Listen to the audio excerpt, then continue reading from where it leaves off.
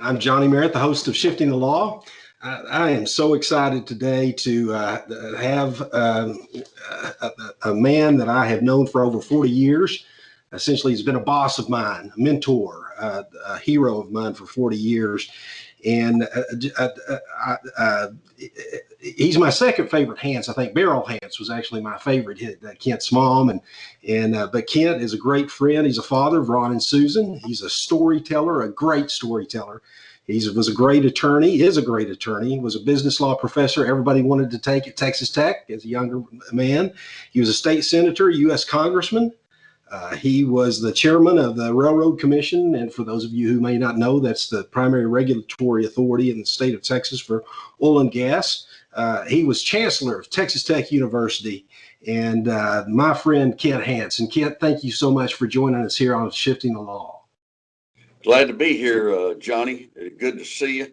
Johnny Merritt worked for me when I was a congressman. He was an intern, and we hired him as an employee. He did a good job. He even had to drive me, and that's the most difficult job you can ever have for me. And one time he got behind a van, and it had Chihuahua tags, and he was just there. It was going slow instead of fast. And finally I said, Johnny, are you going to follow him to Mexico? The car was out of Chihuahua. And so every time he sees somebody going slow, he thinks of that event where I asked him if he was going to follow him all the way to Mexico. That's Kent. That's absolutely right, and that story has stuck with me throughout my 40-year relationship with you. You came and spoke at a prayer breakfast, I think it was, at the Amarillo Chamber of Commerce, and you raised that story back when I was in Amarillo. Kent, tell me, out of everything that you have accomplished, and we both grew up in small town Texas. I think your father was a postal carrier, your mom Right. was a legal secretary. And you grew up in this small West Texas town, was a great friend of a black football player that back then, Junior Coffee, who you really helped. So out of everything that you've accomplished, Kent, what are you most proud of? I would say carrying Reagan's tax cut. 1981, President Reagan asked me, he called me up to the White House. They called me, and I went in to meet with him and Jim Baker, who was his chief of staff at the time, and Don Regan, who was the Secretary of Treasury. And I went in to meet with him, and he asked me to carry the tax cut. I was a conservative Democrat at the time. The Democrats had control of the House, and Phil Gramm was a conservative Democrat, and they asked him to carry the budget cuts. And so he carried the budget cuts for the president. I carried the tax cuts. And it cut everyone's taxes in the nation 25% across the board, a huge tax cut, and was great. And we passed it, and it helped the economy, and it spurred the economy to great accomplishments for about 15 years. And it was something that affected everyone in this country, and that Margaret Thatcher implemented a similar tax cut after we'd implemented ours in Great Britain. And so other countries followed, Australia and France and other countries followed, and it helped their economy. People had more money to spend. Instead of the government taking it, you're leaving it with the people. They had more money to spend. They spent it, and they spent it wisely, but they spent it fastly, and it helped the economy. Well, and you were a Democratic congressman. You crossed the aisle, and I can remember being in Washington with you, and back then the parties worked very well together, and it seems like we've had a change. You want to talk about that at all, Yeah. Kent? There's been a big change. There were 78 Democrats voted with me for Reagan's tax cut. Well, now, when Obama increased taxes, not one Republican voted with him. When Trump cut taxes, not one Democrat voted with him. And so it's highly partisan now. And I think a lot of it goes back to your cable television, whether it's CNN and MSNBC, which are very liberal, or Fox, which is conservative. They have to be on 24/7. And so they invite people on, and the more outlandish statements you make, the more you'll get invited back. If you're kind of trying to moderate things and work things out, you don't get invited back. And so the other thing that's happened in redistricting, each state legislature handles redistricting. And I think they try to do it in a way that they can keep their congressmen in so they'll get seniority and have power, help their state. And I understand that. But right now, out of 435 congressmen, you have probably 40 to 50 seats that are contested, and the rest of them are decided in the Democratic primary or the Republican primary. And so those other 400 that they're going to make, their race is going to be in the Democratic primary or Republican primary. And for a Democrat, they're afraid they'll get beat from the left, so they move further to the left. The Republican afraid to get beat from the right, and they move further to the right. So you have them, at further ends, and it's harder to compromise. And also on television, that with the networks, piling on, but also the cable, people are trying to say things that are more sensational. And so if you call your opposition, if you call them a loon and they call you morbidly obese and a dummy, it's hard to sit down with them that night and work out the differences in a bill. Right. Ray and Tip O'Neill were the opposite. One of them was very liberal, one of them was very conservative. Right. They worked together, and about the work, Reagan, when he got mad at Tip O'Neill, he'd hit him with something like, "I think the gentleman's ill-advised." And Tip would say, Reagan's an actor. He's listening to the wrong people. But they didn't call each other loons and morbidly obese and things like that. And I think, civility needs to return to politics, but it's not there now. And I don't see it going back in that direction without someone that will really take some hard positions and encourage people. The disagreeing, people expect that. Yes. But when you're calling names like a bunch of 8th grade kids, it's not good, doesn't look good. And so I don't know that it's going to go back. I think that, it's just gotten worse every year. And, the Democrats blame Trump for it, but this was going on long before Trump came along. Yes. That's just not true that it was his fault. And he didn't add, he didn't take away from it, add a little to it, but they came right back. And it was a highly partisan time. Well, I remember the tax cut. I remember when you did that, and I can remember you talking to the speaker and some of the Democratic leadership and telling them right up front, listen, this is what I think is in the best interest of the country. And I didn't ever hear you called a name. They respected your decision, and they may disagreed with you, but they respected your decision. Tim Neal told me one day, he said, look, you better know what you're doing because the Democrats in your district may get mad at you and throw you out. And I said, hey, Democrats in my district voted for Reagan, and they want this done. And of course, the next, that was in 81, 82. I had a token opponent and I got 90-something% of the vote, 94%, something like that. Yeah. Well, listen, I kind of a funny story. This is a side story that Kent and I have enjoyed through the years.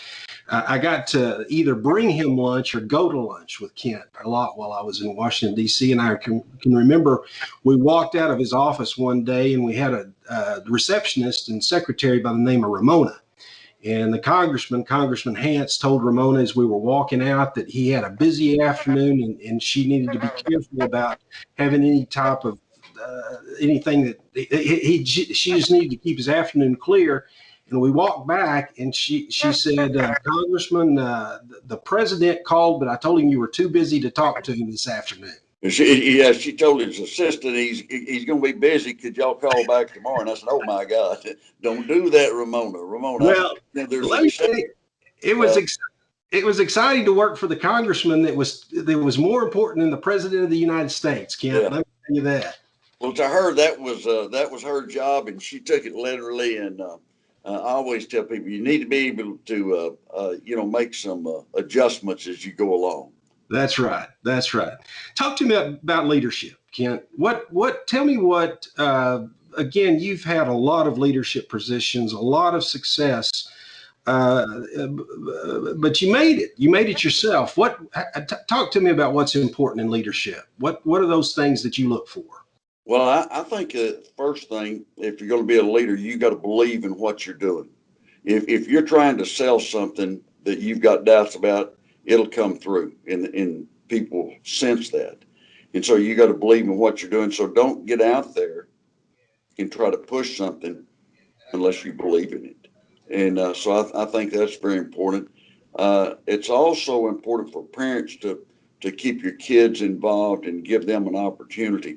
My mother, who you mentioned, she signed me up for a course he had to pay, and it was called phonics, and it was, expression and making speeches, and I was like first, second, third grade, and that I finished it, and the teacher wanted to send me to the next level, and wanted to sign me up for expression 2 or expression plus. And she told my mother he can be one of the great speakers of all time. He's got such ability. And so my mother immediately signed me up. And then we found out later she told the Thompson twins' mother the same thing. And she's telling them all, this kid's going to be a great speaker. But it allowed me to make speeches in the second, third, fourth grade in front of groups. So I got accustomed to it.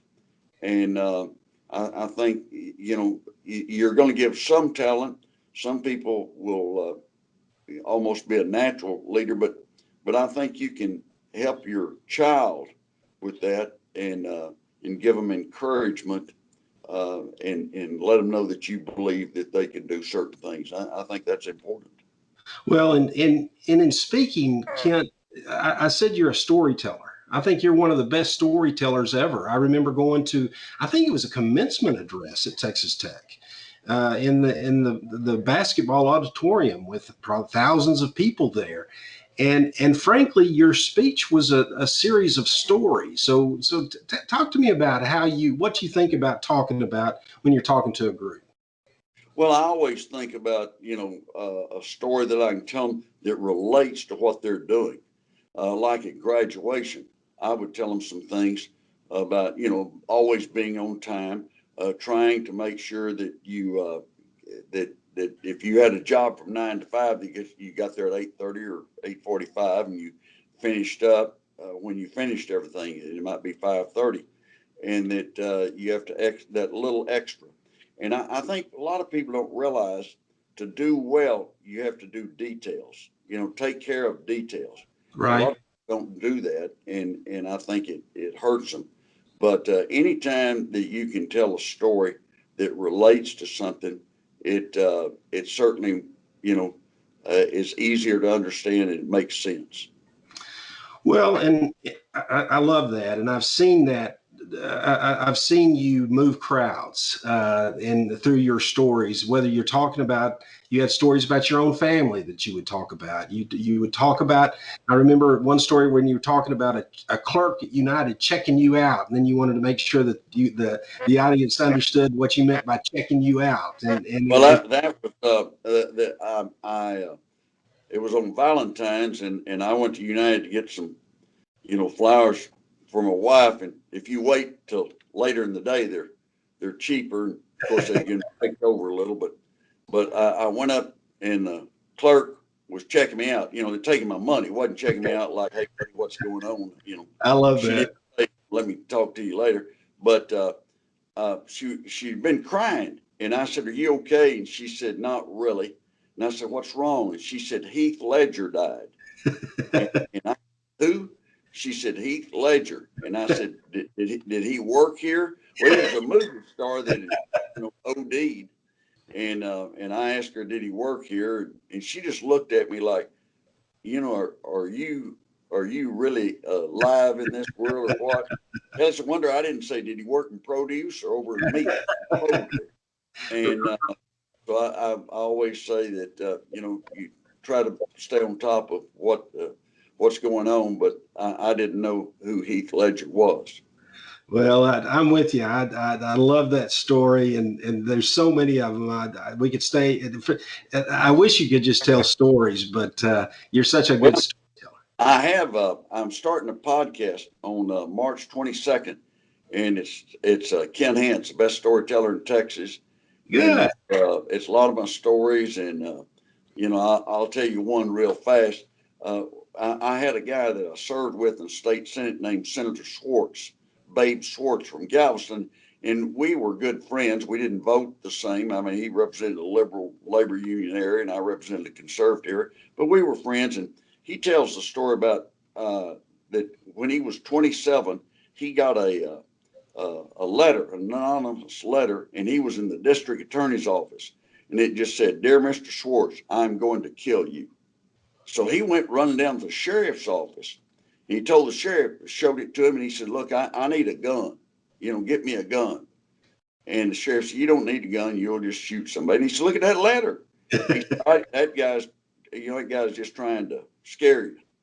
And he said, "Well, he did a good job." And so finally, finally, the sheriff gave in and said, "Okay, go to this pawn shop and tell them to get you a 38 revolver." And said, with 38 revolver, here's what I tell people about a gun. If you're going to get a handgun, get a 38 revolver, because all you do is point at what you want to shoot and pull the trigger. And the automatic, you've got to cock it. You got to, it's complicated. It can jam on you. But a Right. 30 revolver is not going to jam on you. And so he told him, said, get the 38 revolver at the pawn shop, and then take it to Billy's welding shop.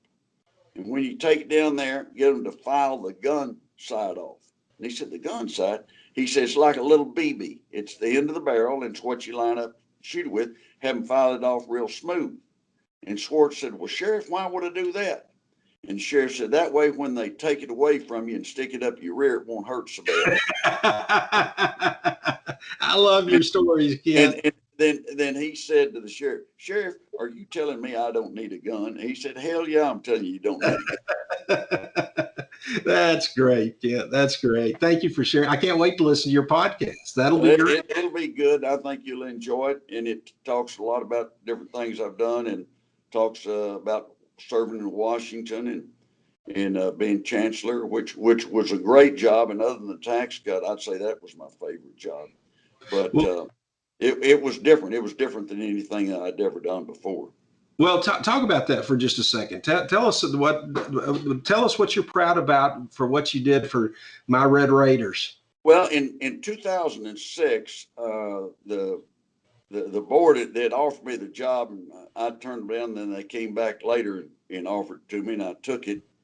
And I'm glad that I did. By the way, I'd been there about a month, and a professor came to see me, and he said, "I'm not getting paid enough. My computer's out of date. My parking place is too far away." I mean, he just had all these problems. And I said, "Dr. So-and-so, I wish I had 100 just like you." He said, "Why?" And I said, "Because right now I've got 2,000 just like you. Wish I could get it down to 100. Right. And, but I set a goal. Anytime you are going to set a goal, make it clear and understandable what you're going to do. And so, number one, I wanted to raise the enrollment. We were around 26, 27,000. I wanted to raise it to 40,000 by 2020. And we've done that. This last September 2020, we had over 40,000. Wow. To increase our research dollars to around 300 million. We've done that. Uh-huh. And then wanted to raise enough money. I wanted to raise $1 billion, and we raised $1,200,000,000. Wow. And then the endowment now at Texas Tech's got $1,500,000,000. And so it allowed you to do some things, because that kind of money you'll spend, you'll be able to raise another 45 to 60 million that you can spend on scholarships and things like that. And so it really transformed us. We also added Angelo State, which is a great small liberal arts college in San Angelo, Texas, and they have more scholarship per capita than any university in the state of Texas. Wow. That's a public university. I'll be darned. And they have, if a kid wants to go to school and he's having money problems, but you've got pretty good grades. If he or she has pretty good grades, Angelo State's where y'all look. It's a great school. Well, And we also added a health science center in El Paso. So when I got there, we really had Texas Tech and the Health Science Center. We had 2 universities, and then we established 2 more, so we had 4 by the time I left. And we did a Red to Black program, helping kids make it through school. We've got now that the tuition and fees are paid for if your family makes $60,000 or less. And we've tried to be the Chancellor Simpson, Chancellor Duncan, and Chancellor Mitchell, both good men. We've tried to make it that it's reasonable that you can afford it. You look back when I was in school, one of my best friends and fraternity brothers was Ed Whitaker, who went on to be, the engineering school was named after him, but he went on to be CEO and chairman of the board of AT&T for 18 years and then General Motors. And when we were in school, the tuition was $50. Not wow. $50. The state Wow. made money off of us. And, I mean, what a great investment they had, because we paid a lot of taxes. We did a lot, for the state.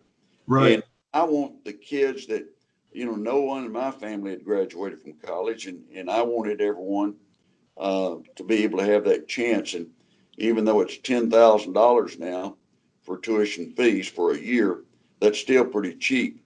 And we also had a program at Tech that I implemented that when you borrow money, if you get past $15,000, you have to go to some counseling. And if you're borrowing money to go to school, and when you get past 15,000, we want to counsel and make sure you understand it's going to have to be paid back.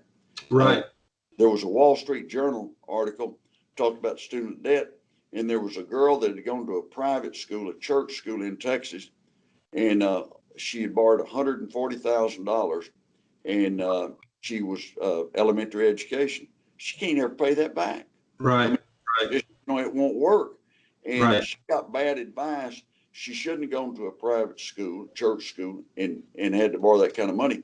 If she'd gone to Angelo State, she might have wound up borrowing $10,000 or $15,000. She could have paid that back. So Yeah. we want the students to know that they need to be realistic in what they do. Right. Well, thank you for what you've done for Texas Tech, but your whole life you've been a public servant. Tell me about your thoughts on, we're both the practicing attorneys now, and so and this really is focused on the practice of law, but I don't want to limit your answer to that, because you've had constituents that you've served the public. And so tell me what you think about, particularly young attorneys who are listening to this. What would you say to them about needing a servant's heart? Is that something that's important? It's very important. Number one thing is you've got to believe in what you're doing, and you've got to be enthusiastic about representing your client. Too many people, they get calloused. It's just another contract. It's just not. Look, that contract that you draw up may impact generations in a certain family. So Right. you got to be careful. You got to stay on it. Now, I don't do commercial law and business transactions. In fact, I send them to you because you do a great job at it. And I do certain things. We do lobbying. We do work that people have problems at Railroad Commission or EPA or whatever. And but if you're not enthused about your client and believe in them and everything, you shouldn't be practicing law. You need to do something else. And some people, they practice law, and after a while they get calloused, and it's not that big a deal. It's a big deal to the client. This is the first time the client's had maybe this type of problem, and it may be a lawsuit that is going to be huge for them. I think the worst thing about the legal profession today is they've gotten so expensive. Just regular working people can't afford attorneys hardly anymore. Right. And you take the only people that can afford big firms are big businesses, and they just factor it in. But in those firms, a lot of those lawyers are charging anywhere from $800 to $1,200 an hour. And a big company, a Fortune 500 company, can pay for it. But a man and his wife that are both working, making $100,000 to $120,000 a year, they can't do that. And I think this is something the Bar Association needs to look at, because they've just priced themselves out of the reach of the ordinary people that need attorneys. And of course, in an injury case, something like that, that's taken on a contingency, they still have that. But just in regular business, if you have a problem with a building contractor on your house or something, you get in a lawsuit, it's hard to find someone that's reasonable that you can justify it. Well, and one thing watching you, Kent, through the years is you've never really been satisfied with the status quo. You've always looked for better ways to do things. You look beyond the paradigm. And it seems to me that that ought to be true in the practice of law. Even though I've been doing it 30 years, we ought to be looking for better ways to do things all the time. You and I have teamed up on some things, and we've kind of looked outside the box to find ways to solve problems. So what do you? I appreciate you saying that maybe it's a state bar issue, but what do you think about individual attorneys just thinking about every day how I can do things better, cheaper, and better? Here's what I think you've got to look at. The number one thing you got to look at is the end result. When someone comes to see you, look at what do they want? What's the end result they want? And I tell you, in higher education and government, we've got too many people that are concerned and consumed about the process. Right. They pay attention to the result. They want to go through the process. Well, if you run everybody through the process, that's going to cost more money. And, my question is to the client, what do you want? What is your goal? Right. And not what is the process. How can we litigate this thing for 2 years? Good gracious. How can we settle it and let you get on down the road where you're thinking about your business and not worried about a lawsuit? The faster you can resolve something, and sometimes you can't. But I had a lady come see me, and she was in a divorce case in San Antonio, and she had spent over $500,000. Wow. And she wanted to get me involved, and the other lawyer, he didn't want me involved. I'd gotten that case settled and get it over with. She's still involved in the case. She and her husband both are over $1 million. And I tell you, it's the lawyers shouldn't be doing that. I mean, it's what I call churning. And they have the process going, and they just keep it going. And I think that's when they do that, those are grounds that they ought to be reprimanded by the state bar. You need to look out for your client, and they want to pay a good fee, and they want good services and everything. But if you're not trying to get them resolved, get the case resolved, get it over with, and let them get on down the road. Every once in a while you'll have a client comes in and say, this is not about money, it's about a matter of principle. Well, principle will run out pretty fast when they're getting those bills. They what's best for you. And a lot of people, they need to settle a lawsuit and get on with it. I've settled lawsuits before that rather than, I settled a lawsuit one time. Somebody sued me on a deal, and we settled for $10,000 because my budget to try the case was going to be around $60,000. Right. And, I'm better off not worrying about it, putting behind me and doing that. Now, if you let people start filing frivolous lawsuits, that, Ed Whitaker one time told me somebody told me they were going to sue AT&T, and I told Ed about it, that people wanted to settle it, and he listened, and he said, tell them to get in line, get in line. Right. And he was saying, I'm not giving up our stockholders' money for a frivolous lawsuit. And so sometimes you have to do that. But I think you need to look and what's the number one goal of your client? What do they want to do? And if it's legal and ethical and more, then go ahead and get it moving and move it fast and get it over with. Right. Well, and I want to respect your time, and I always end with the same question. But before I get to the last question, I always ask Kent, what do you, when people think of Kent Hance, what do you want them to think? Well, I want him to think he's a good guy, and he tried to do the best at whatever job he had. And you, listen, you've done that. Yeah. Thank you for everything you've done for me. Let me ask this last question. In the spirit of shifting the law, what is your best advice for our current and aspiring law professional audience on how legal counsel can serve business clients such as yourself as principal partners and advisors, not just lawyers? Well, I think it comes back to what I said a while ago, that you've got to find out what the client wants. And then you've got to be attached at the hip with the client to accomplish that. Now, if they're asking for something unrealistic, you got to tell them, we're not going to win this. Right. And sometimes you have to tell a client, look, it'd be a waste of time for me to take this case. You're not going to win it. There's something that you can't overcome. But I think you've got to feel like you're partners in what you're doing with them. And you got to be enthusiastic, and you got to let them know that you're going to do the best job you can for them. And if you get to the point that you can't do that, then you shouldn't be practicing law. And it goes back, Congressman Jack Brooks, the first time the State of the Union, when I was in Congress, Jimmy Carter was president, and they had announced the Supreme Court coming in, and the cabinet members, and the U.S. Senate, and the president. And Jack Brooks told me something. I said, boy, that's exciting. And I said, you still get excited? He'd been there almost 40 years. And he said, look, if this doesn't make the hair on the back of your neck raise up, you shouldn't run for reelection. And, that was good advice. Well, I can remember being in your office when you were over at the State of the Union address, and just being that close to power was incredible. Kent, over 40 years ago, I was on a combine, and we were cutting wheat.